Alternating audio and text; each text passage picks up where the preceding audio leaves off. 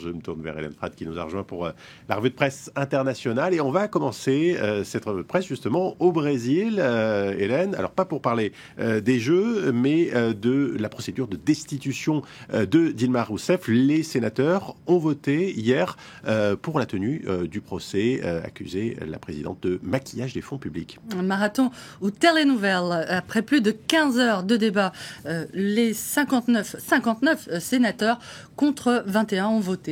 Sans surprise, il faut le dire, en faveur effectivement d'un procès en destitution de la présidente brésilienne. Ce procès se tiendra justement après la fin des Jeux Olympiques, à partir du 25 ou du 26 août, selon Correio Brasiliense, qui précise que le président par intérim, Michel Temer, a dit souhaiter être confirmé dans ses fonctions avant son départ pour la Chine, où il doit participer au G20, prévu du 4 au 5 septembre prochain, ce qui signifie que la destitution de Dilma Rousseff sera très probablement déjà prononcée à ce moment-là. On comprend la fin de la carrière politique de la présidente brésilienne, n'est, sauf miracle, plus qu'une question de jours. Et c'est ce qu'annonce le site Veja, qui voit dans le vote d'hier l'avant-dernier pas avant la fin de son mandat. C'est qu'il ne reste plus grand monde à présent pour défendre Dilma Rousseff. Le site évoque les relations de plus en plus froides entre la protégée de Lula et sa propre formation politique, le Parti des Travailleurs, lui-même touché, on le sait, de plein fouet par le scandale de corruption Petrobras, révélé par l'opération Lava Jato. Plus grand monde donc pour sauver Dilma, mais s'il n'en reste qu'un, il sera celui-là. Bernie Sanders, le candidat malheureux à l'investiture démocrate aux États-Unis, a pris la parole pour dénoncer la procédure d'impeachment qui vise la présidente brésilienne.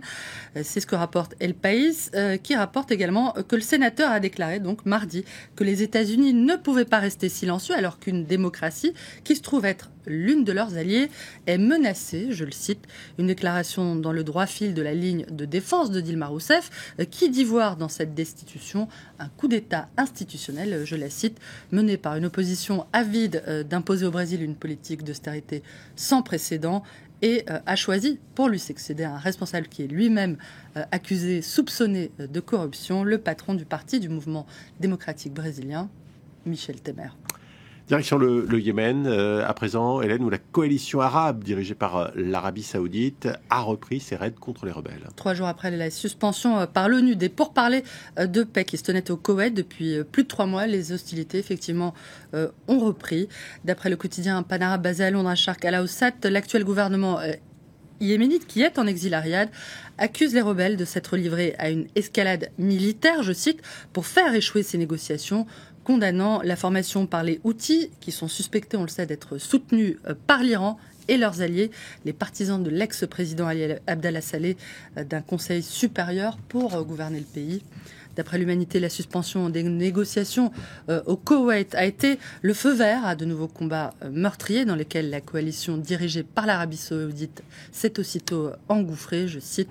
L'UMA dénonce l'officialisation hier matin par les États-Unis de la vente au Royaume saoudien de 150 nouveaux chars, accompagnés d'une centaine de mitrailleuses lourdes, et la vente annoncée la veille de 30 hélicoptères français Caracal à l'armée saoudienne, qui est elle aussi partie prenante dans ce conflit.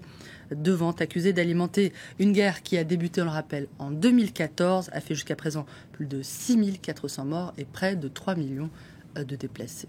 Et ce dossier est également présent dans la Croix ce matin, Hélène, avec le pronostic du spécialiste François Frison-Roche.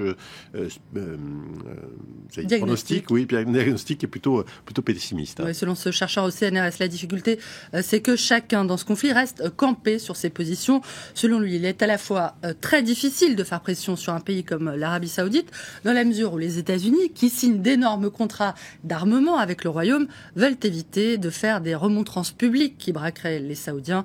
Et très difficile également de faire pression sur les Houthis qui n'ont aucune expérience de la négociation. Selon lui, ce sont de grands combattants sans expérience politique, explique-t-il, qui pourront tenir tant que la partie de l'armée qui est restée fidèle à l'ancien président Saleh continuera à leur fournir l'armement et la logistique nécessaires.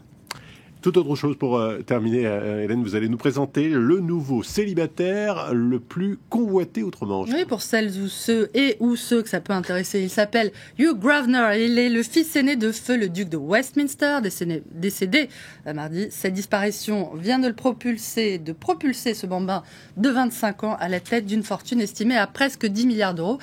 la troisième fortune du Royaume-Uni tout de même, d'après The Sun, qui rapporte que Hugh Grosvenor est désormais l'heureux propriétaire, entre autres, d'une centaine d'hectares à Belgravia, qui est juste l'un des quartiers les plus chics et les plus chers de Londres, juste à côté du palais de Buckingham, ce qui ne l'empêcherait pas, nous dit-on, d'être un jeune homme tout à fait comme les autres, selon The Sun. Oh, mais il a l'air de faire la fête, en tout cas. Merci, Hélène Frade, merci pour cette revue de presse internationale. Il est 9h27 ici à Paris. Dans un instant, la météo, nouveau journal, nouvelle demi-heure d'information. Restez avec nous.